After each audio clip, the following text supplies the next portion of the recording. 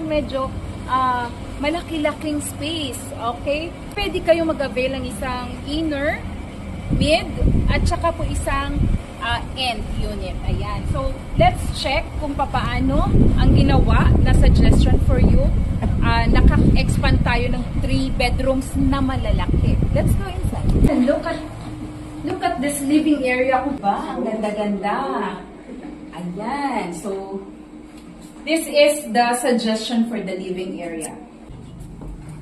And then, we have here our, wow, ang ganda ng ating dining. Look at this area. So, ang lahay, kumbaga, have a bigger lot size. Ayan. So, these are all suggestions paano nyo pagkukumbainin yung dalawa.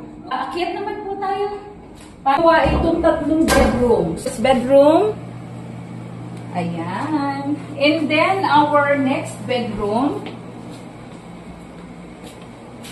Yung ating master's bedroom na ang pagkakalaki-laki. Ayan, oh, di pa ba? Ang ganda-ganda. So, yeah, these are all suggestions for you. And hope na nabigyan namin kayo ng magandang idea paano kayo come up sa inyong dream house. Ayan, maraming salamat and God bless us all. Thank you!